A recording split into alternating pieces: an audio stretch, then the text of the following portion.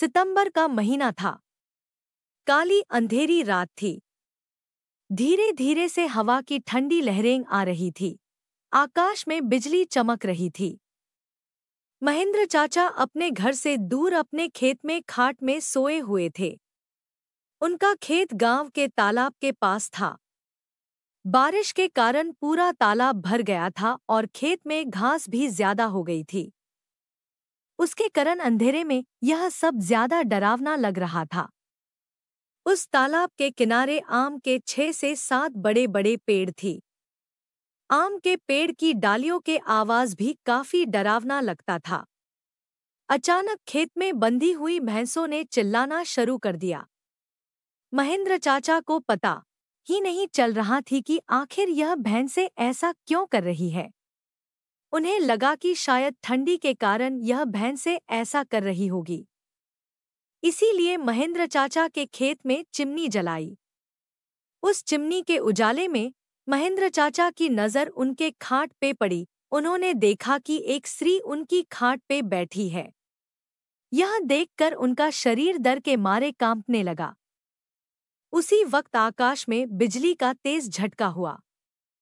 वैसे तो महेंद्र चाचा बहादुर थे, लेकिन आज उन्हें भी थोड़ा डर लग रहा था। उसी वक्त काका ने आग में सूखी घास डाली और आग को ज्यादा बढ़ाया। इसकी वजह से वो औरत ठीक से दिखाई दे रही थी। महेंद्र चाचा ने तापने के साथ बैठे बैठे ही बूम लगाई, कौन है? पर सामने से कोई प्रतिक्रिया नहीं मिली। इसीलिए काका अचंभित रह गए। उनकी समझ में कुछ नहीं आया। काका खड़े हो गए। इसीलिए महेंद्र काका ने सोचा कि अब डरने से कुछ नहीं होगा, मुझे हिम्मत से काम लेना पड़ेगा, क्योंकि जो डर गया वो समझो मर गया। चाचा ने एक बड़ी लकड़ी हाथ में ले ली और बोले, कौन हो तुम? तुम्हें क्या लगता है कि मैं तुमसे डर गया हूँ?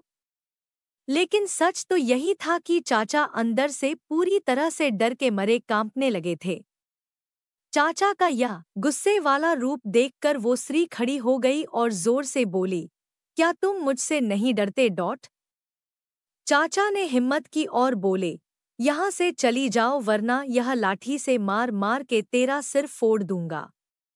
इतना ही बोलता महेंद्र चाचा ने लाठी उठाई और उसी वक्त उस औरत ने आवाज उठाई, अब तू मुझे मेरे ही घर से बाहर निकालेगा?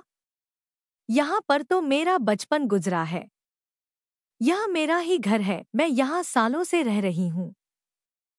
यह सुनकर चाचा का डर और गुस्सा दोनों ही शांत हो गए। उन्हें लग रहा था कि मेरे सामने जो औरत खड़ी है उसे मैं जानता हूँ। उसकी आवाज भी जानी पहचानी लग रही थी। चाचा सोचने लगे कि आखिर यह औरत है कौन? अगर मैं इस औरत को जानता हूँ तो आखिर यह इतनी भयानक और विकराल रूप में क्यों है? अचानक, अरे यह तो ज्योति है, मेरी बड़ी बहन। बचपन में मैं और ज्योति साथ में ही खेत में चार काटने का काम करते थे। अब महेंद्र चाचा को पूरी बात समझ में आ गई। यह ज्योति के बचपन की बात है। जब ज्योति 14 साल की थी तब इसी खेत में गांव के कुछ बच्चों के साथ खेल रही थी। दूसरे बच्चों की तरह ज्योति भी पेड़ पर चढ़कर एक डाल से दूसरे में डाल पर छलांग लगा रही थी। अचानक ज्योति जिस डाल पर बैठी थी वह डाल टूट गई और ज्योति मुंह के बल नीचे गिर गई। यह देखकर सारे बच्चे डर के मारे चिल्लाने लगे। बच्चों के चिल्लाने की आवाज सुनकर बड़े लोग वहां पहुंचे और ज्योति को उठा के अस्पताल ले गए, लेकिन तब तक काफी देर हो चुकी थी। ज्योति की मौत हो गई थी। महेंद्र चाचा को ये सारी बातें याद आ गई और वह सीधा ज्योति के पास जाके रोने लगे। जब यह बात गांव वालों को पता चली तो सारे गांव वाले चौंक उठे थे। वास्तव में वह ज्योति ही थी। गांव के एक बड़े बुजुर्ग ने कहा कि जब ज्योति मौत हुई थी तब वो एक बच्ची थी, इसीलिए उसे बालक समझ के उसे दफनाया गया था। लेकिन वास्तव में उसका अंतिम संस्कार करने की जरूरत थी। इसीलिए ज्योति की आत्मा आज तक भटक रही है।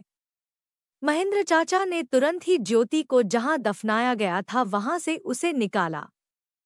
किसकी भी हिम्मत नहीं हो रही थी कि कोई उसके पास भी जा सके। उसी वक्त ज्योति की आत्मा ने गांव वालों के सामने आके कहा कि हाँ, आपकी बात सही है, मैं मर चुकी हूँ। आप लोगों को मुझसे डरने की जरूरत नहीं है। मैं अभी भी इसी गांव की बेटी हूँ, लेकिन मैं आज दिन तक भटक रही हूँ। मुझे मुक्ति दीजिए। बाद में महेंद्र चाचा ने ज्योति के शव का अग्नि संस्कार किया और उसकी आत्मा को शांति दिलाई। आप लोगों को यह कहानी कैसी लगी? कृपया कमेंट करके जरूर बताएं।